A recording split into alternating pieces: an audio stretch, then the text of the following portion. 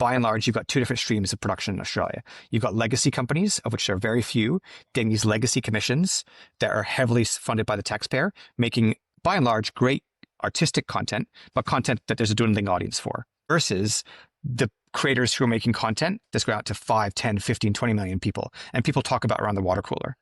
2 years ago, a platform calling us up and saying, hey, our audience wants X, Y, and Z. We could have it on platform within 6 months. That was amazing. That's no longer amazing because YouTubers can have something on platform within 2 or 3 weeks. They can follow the zeitgeist of the audience, the audience trends in real time on YouTube and TikTok, and they can amend their content so quickly that it makes us look like dinosaurs. Western kind of dominance over the kind of cultural landscape globally is eroding at a rapid pace through the mobile phone, and it is predominantly being driven by money and culture out of China. We have two choices. We either get in that bandwagon and take their money, or we fight about it and say no, but then we have to go back to having tiny companies with just 2 or 3 people and make films for $500,000.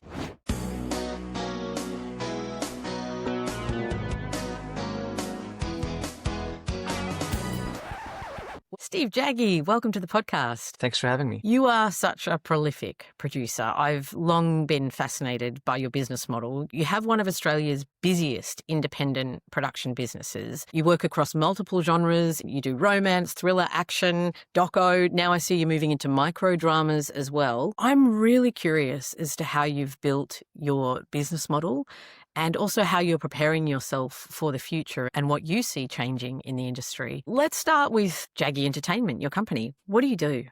We don't sleep. That's what we do.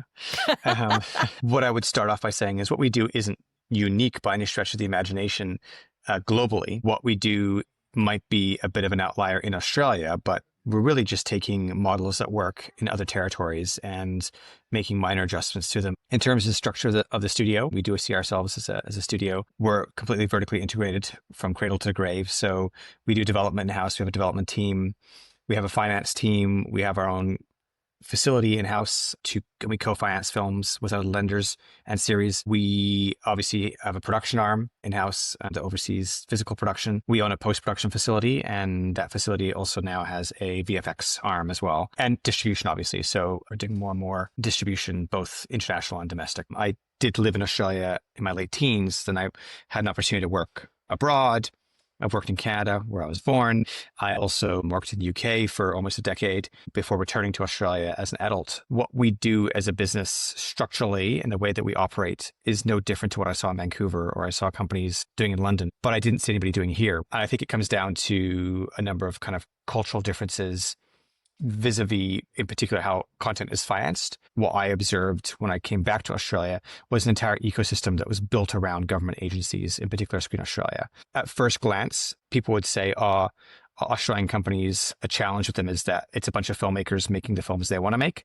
But actually, it's filmmakers bending backwards to make the films that they think the government wants to finance. And the government has no idea what the buyer wants. There's a huge disconnect. I suppose a big distinction between us and kind of our domestic competitors would be that we are incredibly audience focused. So everything we do starts with a conversation as to who is going to watch this and who's going to buy it. Then we kind of work backwards from that. So if there was any sort of secret sauce, and there isn't, but if you said, what is the core distinction with Jaggi Entertainment versus most of their players in the domestic marketplace, it's that we just skip the Screen Australia ecosystem. How is it that you get what the audience wants? What does that piece of the puzzle look like? Watch TV, spend hours on TikTok, go to lots of markets. I mean, the reality is when we say what the audience wants, that's also a bit of a misnomer because the audience doesn't know what they want. The audience knows what they want, but the audience isn't the person giving you the money unless you're doing direct to consumer sales. We're looking at who is buying the content from us, whatever that piece of content might be, movie, series, show, whatever. So we're looking at who the buyers are, and the buyers are very vocal as to what they want and what works in their individual territories, especially with streaming. And I think Jaggi Entertainment's growth could really be closely paralleled with the kind of growth of streaming. Like before streaming, we didn't have a lot of success. And then our first kind of big success was a film called Riptide. We're told the first Australian film to trend on Netflix. And that was, a small teen surf movie, but it had like a Disney Channel star and it was shot like a movie, but it was for streaming and we were still experimenting with the formulas. But what streaming did was give platforms a near immediate understanding of what their audience were looking for. And it changed the paradigm because with the advent of streaming, what platforms were looking for, they were looking for production partners who could deliver quickly on demand. All of a sudden, you switched overnight from a system whereby you spend years and years and years developing stories and have all these cultural remits, and then work with a broadcaster, and it'd take 4 years or 3 years from start to finish before you went into production. And streaming just changed that overnight because they would be able to track the audience zeitgeist. It was incumbent on the producer to provide shows and movies that would meet the needs and the desires of the audience in real time, or as close to real time as possible. And that's something that, we're very good at and very adroit at. And I think our legacy competitors, by and large, haven't been able to do that because they've been set up and designed from the ground up to work within an ecosystem that was very dependent on government initiatives and government funding. And that ecosystem cannot move at the pace of the market. So interesting. So the pace in which you're able to move is one of the things that sets you apart. When you look at YouTube and you look at successful scripted storytellers like Darman moving at a pace and being able to respond to the demands of the buyer and the demands of the audience quickly is certainly one of the keys that he says to his success as well. 100%. And I think the problem with running a company is you're always on quicksand. You're never safe. So, this whole business is changing rapidly. It's kind of like an exponential rate of change within the industry. So we are on this quicksand constantly. And I'm very proud of what we've done. And yes, I think out of any company in Australia, probably I would say we are one of, if not the fastest to adapt and evolve and, deliver to marketplace, which is why we've had these great relationships with global streamers. Our penetration domestically hasn't been as much. That I could talk about that separately and why that is. There's a lot of reasons I think for why that is, but internationally, I think we do really well with international streaming platforms and international broadcasters who love our content. And our content really works for them. But I do note, we all know that YouTube has overtaken Netflix as the most watched global platform. There's also talk now that, at some point TikTok will overtake YouTube even. And if you look at where audiences are migrating to, I think if you rewound 2 years ago, the fact that we could deliver a film from, say, a platform calling us up and saying, hey, our audience wants X, Y, and Z, we could have it on platform within 6 months. That was amazing. That's no longer amazing because YouTubers can have something on platform within 2 or 3 weeks. Two things are happening. One, the quality of the kind of micro producers has increased exponentially due to technology, editing software, cameras. I mean, the iPhone 17 Pro, let's call a spade, in most circumstances is as good for the end consumer. Filmmakers will kill me here, but let's just, again, calling a spade. The end consumer, by and large, if you shoot something well on the iPhone 17 Pro, it's as good as shooting on an ARRI Alexa. That is a fact from the point of view of the audience. So you mentioned about your success internationally versus your success domestically. Can you break that down a little bit more for us and why you think that is the case and what that means for how you produce and how you finance? I'll temper that by just qualifying that our movies perform extremely well domestically and internationally. If you just look at Love is in the Air on Netflix, or not just our romance movies, but also our YA movies. Every movie that we've done, I'm very proud to say, at least in recent years, has clocked at least 5 million, unique views or more on whatever the main buying platform is. And those stats continue across into Australia. What we found is that we would often get approached. So we produce a film that would be really successful. Every year, we produce multiple films that were like global hits, within the confines of the budget and whatnot. And then we'd have all these Australian broadcasters approach us, like almost every single one, with one exception, come to us year in and year out and say, how are you doing it? We want Jaggi Entertainment content. But then we explain how the sausage is made and how we do it for our global buyers. And then they would just be like, they just couldn't compute it. The system could not. They're looking at the way content is now being made. They're looking at the way that commissioning is being done globally, and they want to do it, but then they would always back away. By and large, they would back away. I think there's a lot of politics, there's a lot of kind of qualifications around the charters of the broadcasters. Is it an Australian story?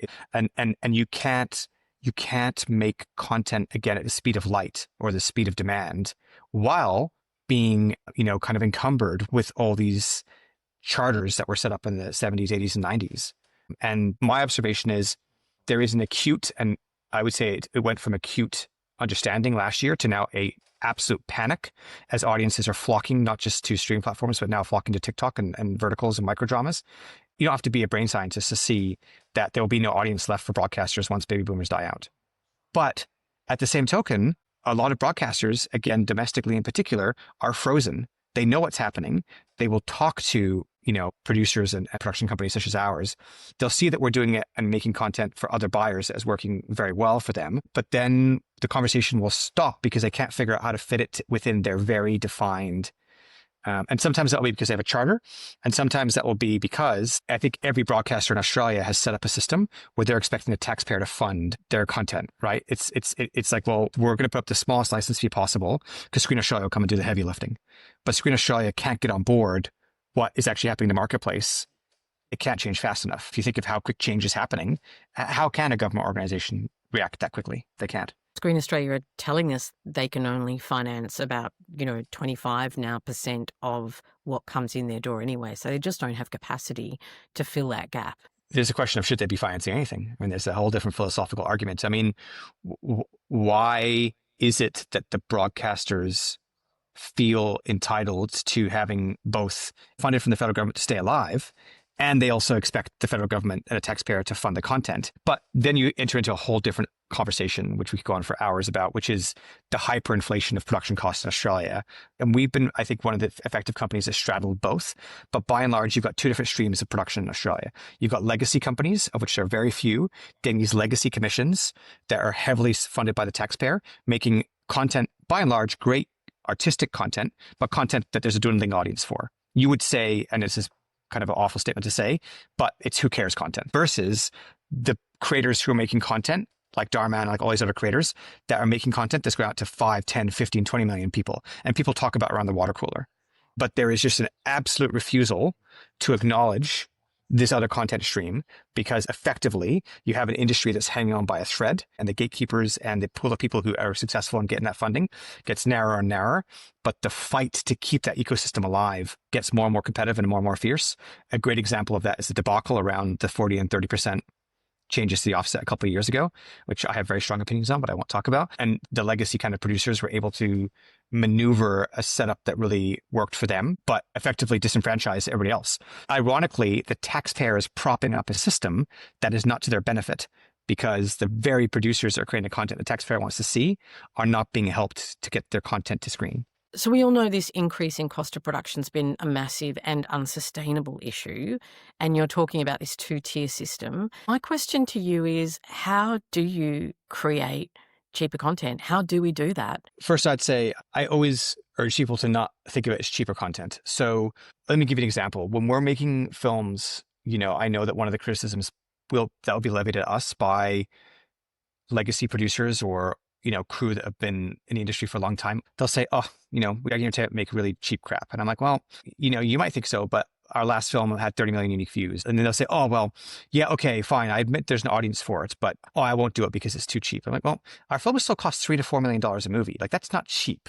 When did we get to a point that $2-3 million was not enough to make a movie? That's the problem. If somebody said to me, oh, a film is a cheap film, that for me is a film that's $500,000. That's a cheap movie. And by the way, you can make a good movie for $500,000 if it's done correctly. And that's what verticals are doing so well. The art here in terms of cost control is only photographing what you absolutely have to have on screen and being absolutely pedantic about what you're actually doing and understanding your audience. But I think the fact that we're at a position right now in Australia where there is an expectation that a movie costs $5 million or more for theatrical, multiple problems here to unpack. First of all, this is one of the few territories where there's still a distinction between theatrical and there shouldn't be. Like, streaming has raised the bar so much now. And if you look at what audiences expect, the byword of quality is a Netflix movie, not a theatrical movie. Again, it's a whole complex conversation around what the audience is expecting, what the audience is not used to. You have a producer offset that differentiates between theatrical and home entertainment. And again, disincentivizes local artists because overseas productions coming to Australia can often end up with more incentives than locally produced content can, and local producers have to jump through all these hoops just to get the incentives that they have to survive.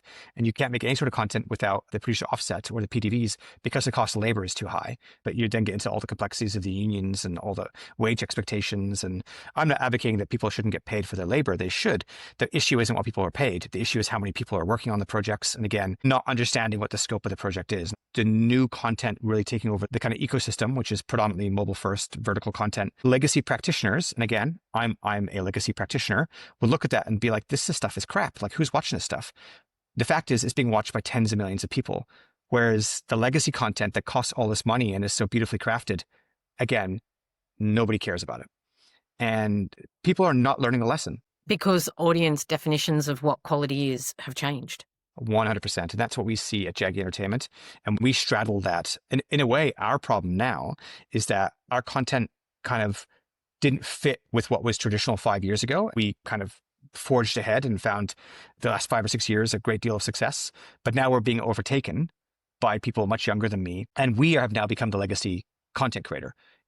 We're finding it difficult to compete. And so we're having to relearn the whole business from scratch. Watching some of these young content creators, like, my goodness, this is not slapdash. They really plan it out. And when they go and film, and that's the genius of a lot of these content creators, they are so laser focused on what their audience wants. And they understand this notion that we grew up with, and I'm at the end of this generation. I grew up with this concept of like a 4-quadrant movie. That's over. Nobody gives a shit about that. Now it's about being as laser focused as possible. You want as narrow an audience as possible because everything you do is going global. So even if your piece of content is incredibly narrow, you're still going to have tens of millions of people globally who are going to watch it, and you can monetize it much easier. So you cut out trying to appeal to everybody. I'd love to hear more about what you're learning at Jaggi Entertainment and how you're future-proofing yourself, and what lessons are in that for the Australian industry, and how we break this addiction to ever increasing costs. Great question. I mean, it's hard, and we're definitely going through a really rude awakening. Companies that are larger than us, as far as I'm aware, by and large, with 1 or 2 exceptions, are all owned by foreign conglomerates. We're doing 6, 7, 8 movies a year, maybe 30 million a year, give or take, in terms of production expenditure. There are very few companies at our scale or our rate of success in terms of audience engagement. And we probably had a situation maybe a year ago where we really thought we were top of our game and king of the hill. And then literally out of nowhere came these verticals. And all of a sudden now, on a near daily basis, I get packed calls from our buyers, our global buyers, because they're seeing all their audience. And the audience is literally evaporating in front of their eyes. And so they're trying to figure out how to adapt their platforms and how to keep their subscriber base. And it's incumbent on us as the studio producing the content, it's incumbent on us to make suggestions and provide content that can get ahead of what's happening with the kind of mobile first content. A core distinction that provides an absolute advantage to them is that they do not get commissioned. They make the content because the cost of manufacture is so low. They make the content and then monetize it afterwards. So from a pure business point of view, it's like operating a pizza shop, which is a great business, versus, unfortunately, even though I think we're on the cutting edge, we're still in that legacy category where we have to pre-sell our content. We still need the producer offset. We're more adroit at the ecosystem, the streaming ecosystem, than I'd say 90% of our competitors. However, we're still reliant on the ecosystem, even though we've found ways to kind of work through it and use it to our advantage. What we can't compete with is we can't compete at the moment with all these new companies that just see a market opportunity and they go direct to consumer via YouTube or TikTok, and they can make whatever show it is. And to be frank, some of these shows now that are coming from these content creators, like there's a misnomer. These content creators are 1 or 2 teenagers running around. I'm not sure here in Australia. I'm sure there's some outfits, but I've met with some of the outfits that are doing these, in Canada and the US. These are serious companies with dozens of employees. They have lines of credit and they're monetized. These new companies can churn out a new piece of content on a weekly basis at a quality level that the audience is accepting as quality. Whether or not we like it or not is immaterial. The audience likes it, and it is engaging with the audience, and they can follow the production companies, or these micro studios, if you will. They can follow the zeitgeist of the audience and the audience trends in real time on YouTube and TikTok, and they can amend their content so quickly that it makes us look like dinosaurs. When I remember when I met you first a couple of years ago, and I said, we can deliver for you a show in 6 months. I don't think you believe me, but we were doing that. But now 6 months makes me look like a dinosaur, because these new kids are doing it in 4 weeks or less. And again, they're not kids in their basement. They are fully fledged mini studios. We did an interview with Michael V. Brown, who directs microdramas in LA, and I absolutely got that impression. They are a really sharp outfit, and the way that they understand data as part of story is unbelievable. What's the opportunity for you as a producer and for Australian producers in the microdrama space? Well, there is a hidden thing that we need to talk about with microdramas that nobody talks about, and I think it is another impediment to Australian legacy producers or Australian producers entering the space. I hate the term mobile first, because what we're seeing now, we are seeing broadcasters, particularly in Europe, coming to us looking for horizontal shows that are effectively microdramas for TV because the audience is now flocking. The audience loves this format. Like, and it's not a new format. It really is telenovelas, right? During the explosion of mobile first content in China, some very smart Chinese producers looked at these telenovelas from Mexico, realized that they work really well in Chinese, and then just like, kind of supercharged them with their 5-minute cliffhangers.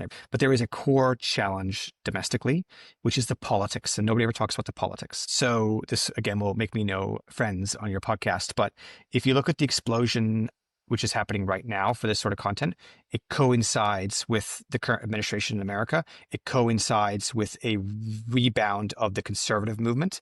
And the reason this is important is that there is an audience base. This is important to not get too political in terms of like letting your political leanings jaundice your worldview. Like, I'm probably moderately left-wing, but I've had to come to terms with this, and the rest of us as content creators should. During the previous administration, the Biden administration, conservatives were vilified. And the mainstream media, which is the media I would subscribe to, the New York Times, The Economist, the Sydney Morning Herald, absolutely vilified conservatives.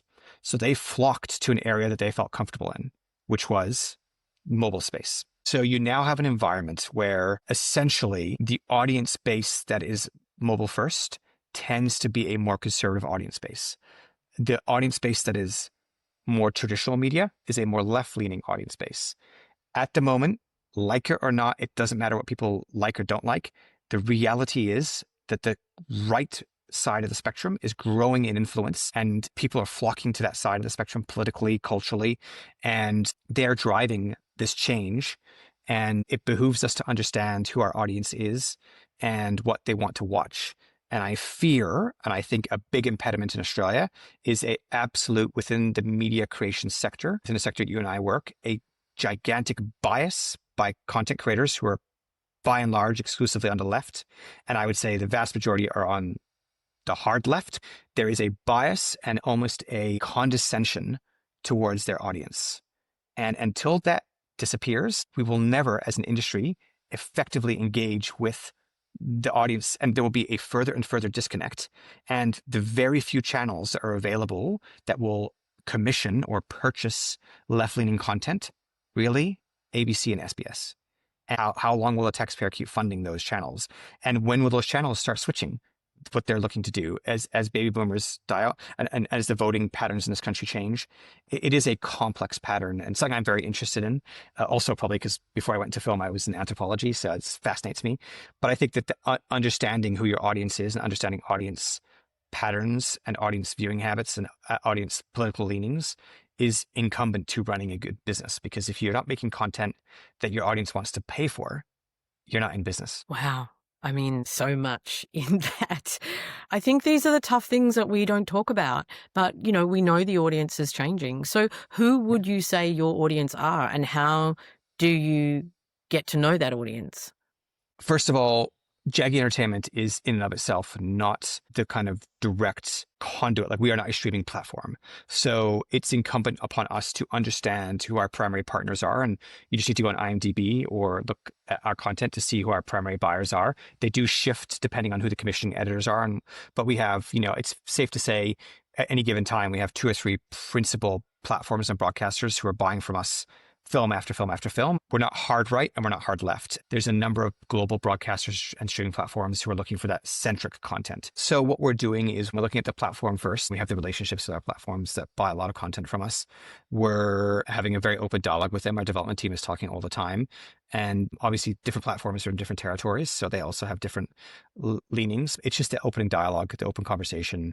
And I can't stress enough, when we bring new people into work for us, if they've worked for one of our other, I wouldn't say competitor, but one of the other legacy companies in Australia, we often have to go through a process that takes several months of kind of getting them out of the mindset of being like, well, it's all well and good to love art house films. It's great that you go to these festivals at the Palace Cinema, but those films don't make any money. And those people are not buying movies. So that could be your personal taste, but that should not influence what you're pitching in the development meetings or in the writers' rooms.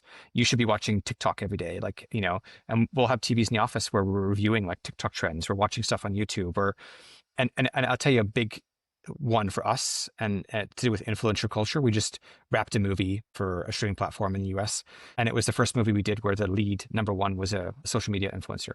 Hasn't been announced yet. We'll be announcing it soon. Very big influencer. This platform has changed their entire model. And by and large, all their movies now are going to be headlined by influencers rather than traditional actors. And we were debating this internally, and we're like, and then one of our development execs, she went onto Netflix and looked at all the top 10 movies on Netflix. And out of the top 10, don't quote me here, but I think 4 out of 5 movies in the top 5 were influencer driven movies. The change is massive and it's quick and it's coming now. And the reason it's changing, it comes back to the audience. And so what I'd put to you, and this is hard for me, it's hard for all of us content creators, because you have a generation now who are growing up on YouTube and are growing up on short form content and mobile first content, the very definition of what quality is and isn't is entirely subjective. And I warn every producer and every content creator in Australia, do not look down your nose and do not condescend your audience. Because for a lot of people in this country as well, they would feel more comfortable watching it, their preferred influencer who they've now grown up with in a movie or on a piece of content than a legacy actor. And when they see a legacy actor on a legacy platform, they think it's boring or they think it's out of touch. Even the style of acting, the style of delivery, the style of storytelling. Microdramas, of course, are a great example of this in terms of how stories are written. That's changing. But the way that dialogue is being delivered, and I'll give you an example of this, there is a style that influencers and mobile performers, web-based performers, will often deliver content that is more realistic. They call it realistic. We might look at it in a legacy format as being, I don't want to use the word amateur, but there's not as many peaks and troughs. Like it's not as nuanced. It's because when you're making content for TikTok or YouTube, for TikTok in particular, you have to get your message across quickly. There's no subtext. It's very quick. It's very on the nose. And it's a different style of delivery. And you now have an entire audience, I'd say probably 35 and under, give or take, maybe 38 and under, who are now growing up with that, who prefer watching that in their movies than watching the legacy actors who are delivering what technically might be considered to be a better performance. But to a new audience, they don't see it as better. They see it as dated, old. They can't connect with it because the way they're connecting with screens and the way they're connecting with performance has totally changed. Also, because we're making content for global audiences, we have to understand that a lot of people that are watching the content, English is not their first language, which is why subtext and like the meta performance, which I'm a big fan of, has really fallen out of favor, except in the high-end art house and high-end broadcaster area. Because when you're making content that has to work globally, it can't be meta. It can't be too nuanced because a significant portion of your audience doesn't speak English as a first language. I think people have to come to terms with this really quickly. The biggest commissioners out there right now and the biggest pots of money are mostly coming from China or Southeast Asia, but predominantly China. There's a different cultural background. And if you look at mobile first content, especially on TikTok, especially all these mobile first content platforms, they're predominantly Chinese owned companies. And even though it's English language content, they are also taking with them their cultural biases and applying it to the content. And it is influencing the audience as well. Now, there's a whole different conversation around culture and whether the ASIO should be allowing this. And, and America is having a big debate, at the highest levels about this. But essentially what you're seeing in real time is American cultural imperialism, or if you want to be a bit more diplomatic about it, not just American, but Western cultural influence and with the Western kind of dominance over the kind of cultural landscape globally is eroding at a rapid pace through the mobile phone. And it is predominantly being driven by money and culture out of China. We have two choices. We either get in that bandwagon and take their money, or we fight about it and say no, but then we have to slim all our companies right down, go back to having tiny companies with just 2 or 3 people and make films for $500,000. You just have to trace the money. Do you think direct to consumer has an increasing role for a company like you, whether it's building community or putting up paywalls for your own content? Absolutely. I think it's a misnomer to think that every company can have their own app because the app-based ecosystem is already bloated. And I think you're going to see consolidation. I mean, the media landscape and consolidation is going to be extreme. Having said that, I'm both encouraged and petrified by the fact that a lot of companies who are smaller and more nimble than ours are monetizing their content on YouTube to a point that they're getting very wealthy. The last trip I did to LA, I caught up with a small, again, mini studio. I think they've got 11, 12 staff making YouTube content, like drama for YouTube. But again, different lengths, different durations, all this sort of stuff. Every car in that parking lot was a $100,000 car. I'll tell you that much. Like the money they're making, we could only dream of over here. And it's not because they're in America, it's because they're selling direct to their consumer. I'm befuddled by it. I'm not fully aware or fully kind of understanding just yet how one makes enough money to prop up an entire company through direct to consumer sales. But there are people who are doing it and they've cracked the algorithm. What I am seeing is that they are making content that is extremely targeted. But to your point, is it the future? Yes. What we're looking at as a company, and we're looking at the next 5 years, we don't even bother now. We used to plan 10 years in the future. We started the company. Now we're planning year by year, and our long-term plan is 5 years because it's changing so rapidly. We're already seeing with the companies that we worked with, like sales companies, distributors that we used to work with, and now we're bringing all that back in-house. With our extended catalog, they're releasing it on YouTube. We've seen films that we've made, foreign distributors cutting it up and reissuing it in vertical for their territory. Now, how that goes with union contracts, I don't know. But you know what? Nobody cares. People just do what they want with it. And you see fans. This is interesting. I know when we made the series Dive Club, that was quite successful for us. Fans would do so many re-edits of the series. Like we had fans completely re-editing the series based on their favorite characters. And when we didn't continue the series, we had fans like using now AI and stuff to kind of continue the journey and whatnot. Unfortunately, we don't get any money from that. So I'd love to see a system whereby the original content creator, actually what will happen is we have to get away again from this arrogance that like it's our film and it's special. When we put a film or a series out there, we need to encourage the wider audience, the wider viewer base to engage with it and recut it and change it and do what they want with it, as long as we can get paid from it. How do we monetize that so that we're getting royalties from that while people are recutting our content and getting it back out there and doing things with it? But I think it's at our own peril if we refuse to engage directly with the consumer. So are these changes making you rethink your contracting and your long tail and how you monetize in the long term? Oh, 100%. I mean, we do have another problem in Australia. The problem here is that the union and the producer aren't in cohesion because we have a common enemy. And our common enemy is very simply, at some point, the money will run out and nobody gets paid. But right now, what's happening is the pool of money is shrinking. And rather than thinking and working together to maximize or expand that pool of money, what's happening is the pool of money is shrinking and everyone within the ecosystem, the unions and the guilds, right? Everybody's to blame. Everybody is actually bickering over a smaller and smaller pie. So where do you think the conversation needs to happen is how we readjust our thinking so that everyone can win in the long term? 100%. We should be encouraging the talent to be selling direct to their fan base. And you're going to enter a whole world of hurt now. I don't want to really talk about actors in particular because there'll be a lot of people who will be bad at me. And it's a lot of feelings around this. This is before we even talk about AI. But, as we're seeing in real time, we knew it was coming, but now we're seeing it. The expectation that your leads be influencers. But, why are we not doing deals with our talent where our talent are selling directly to their audience base and building, what should happen at a union and guild level is a complete just reboot and looking at the ecosystem and a restructure of how we monetize content and how everybody can participate in that monetization. Unfortunately, there are too many vested interests from the old guard and they're clinging on to a system that's dying and they will not let go.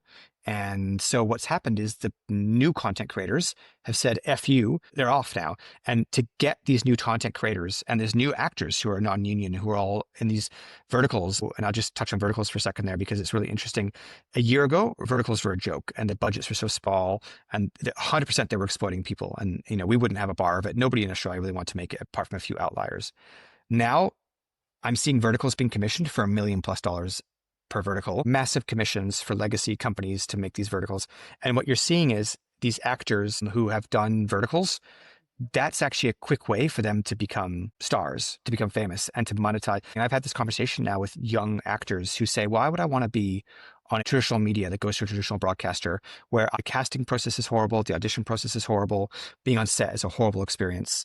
And then I get nothing from it and I still have to work a job in a cafe, or I can just say goodbye to that system and I can go into this whole new system doing mobile first content. Okay, last year, the money was crap. The money is getting better, but the volume is there and I can get famous really quickly on Instagram or on TikTok. And I can then start, generating income from that fan base through, other kind of social media opportunities and influencing and all that sort of stuff. So suddenly there's a pathway for the talent to monetize their career. Where through legacy media, that pathway is closed off to all but the lucky 1%. Let's talk about AI. We know the ground is moving under all of our feet. What are the challenges? What are the opportunities with AI? And how are you stepping into them? I mean, it embarrasses me to say this, but at the moment we're not stepping into them because, there's so much change in the industry and I'm constantly in a headspin just trying to figure out what to do on a day-to-day basis. If I contemplated AI, I'd have a nervous breakdown. One thing that I have been acutely aware of for some time is that the creative industries, the entertainment industry, whatever you want to call it, we are an adjunct of the IT industry, and now even more so.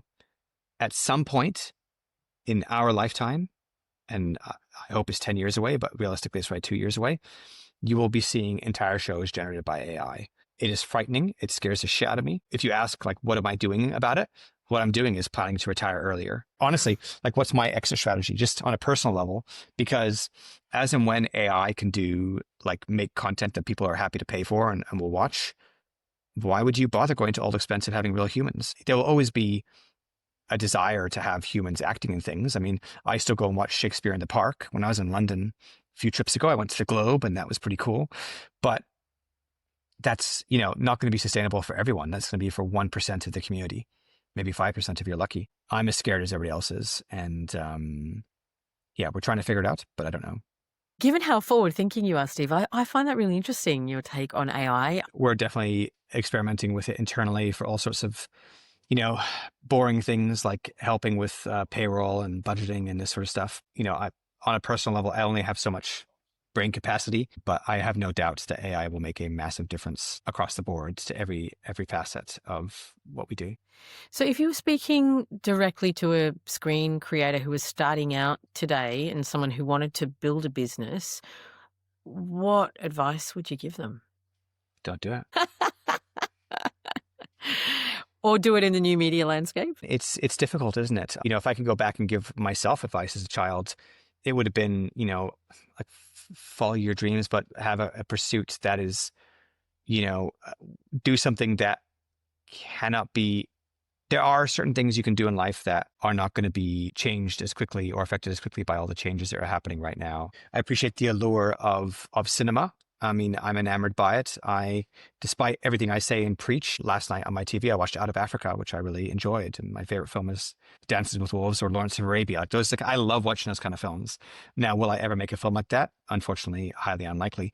But I think it's okay to be enamored by that and that sort of cinema. And cinema is an art. But in terms of being able to have a sustainable career where you're actually earning money, in Australia, it's definitely new media. And I think that the practitioners who are working in this space that I'm seeing achieve a level of success that allows them to live comfortably, i.e. buy a house, own a car, and afford a family. What they have in common, like, they have teams, they're not solo operators, but the lead person is in almost every way, shape, or form an influencer. You have to be a personality. And there are examples of that here in Australia. There's a number of filmmakers who have started off in a mobile first environment, then transitioned into the larger screen. They're probably making more money on the small screen than they are on a big screen, but they're able to go back and forth. And what I've noticed, what they all have in common, is they built themselves as a brand. When I was at university, when I was going through film school, when I was in my late teens and early 20s, we were told that we shouldn't be personalities. The examples of people who are successful at the moment that I'm seeing, they start on a small screen. They build themselves up to be a personality because initially they are the person on screen. They go from hosting something to making drama on the small screen, and then they graduate to the big screen. So personal brand in front of camera is becoming more and more important, you think? It's paramount, yeah. So interesting to talk to you, Steve. Really provocative and insightful, and I appreciate your time. I always finish the podcast asking people for a big idea. So if you could change or offer up one thing about the Australian screen industry to make it better for us all, what would that be? To be provocative once more and get more hate mail. I think what we're really missing in Australia is any sort of leadership. And I think at the moment you have a situation where people in the private sector look to government for leadership. There are a number of government bodies at the moment that are doing, I think, really great work on both a federal and state level without singling out individual people, but you have a situation right now where nobody wants to take leadership. There needs to be a singular vision of how we can, forge a pathway towards sustainability that everybody gets on board and everybody has buy-in. And at the moment, you don't have that. It's an inexorable slide to extinction domestically. Somebody has to stick their flag in the sand and say, guys, this is not working. This is not sustainable. Broadcasters don't want to pay commissions anymore. That's a fact. The productions are too big. If you have an ecosystem where broadcasters are not prepared to pay commissions of millions of dollars, you cannot have TV shows that cost millions of dollars an episode. It's as simple as that. You cannot have movies that cost $5 million for a movie when the maximum you can recoup at the box office is a couple $100,000. It is not sustainable, but nobody has the courage to say that. And until somebody says that, number one, this is not sustainable. And number two, takes charge in terms of building towards a consensus as to what the pathway forward is, I don't see how we can get out of this train crash. That's the change I'd love to see. Thanks so much for your time, Steve. Thank you.